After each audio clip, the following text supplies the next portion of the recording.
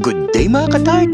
Hindi mo na kailangan bumiyahe pa Batangas dahil ang legit na Batangas Lomi at Goto nandito na mismo sa Marikina. Ako po si Onel Panganiban po. Panel, Panilipan. Opo. Galing pa pong Batangas sa Taisan po. Taisan, Batangas po. Opo. So, okay, talaga. Opo. Ang noodles ko po, salagang Batangas po yan. Ayan po ba yung natutunan nyo na pinasa na ng station na recipe? Oo. O video? Pinagmamalaki ko po yung nagturo sa akin, yung nanay ko. Onel's Authentic Lomi and Gotong Batangas. Lasang Batangas dahil mismong Batanggenyo ang Ito po ang nagluluto. Goto Batangas. Gawang pusong probinsya pero suwak na suwak sa bawat subo. Unahin na nga natin ang Gotong Batangas na pinalambot ng mahabang oras ang laman loob ng baka. Kaya sobrang linamnam ng sabaw. Walang anggo. Puro sarap lang ng tunay na Batangas.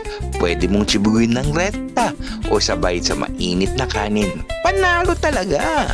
Sunod ang pansit chami na may tamis anghang. Authentic noodles pa yan na galing mismong Batangas. At syempre, ang Loming Batangas. Malapot, mainit at siksik sa laman. May lechon kawali, atay, authentic Batangas noodles at crunchy na chicharon sa ibabaw. Panalo talaga! Pasyalan nyo na po itong aming lumian. Galing pa po kaming Batangas. Nagtayo po kami dito sa Marikina, sa 85 Del Rosario Street, Tumana, Marikina. Pasyalan nyo na po, may lomi, may chami, may pansit bihon, pansit canton, tamisanghang, goto Batangas, bulalo, pares. Yan po, kompleto po tayo. Puro po Batangas yan.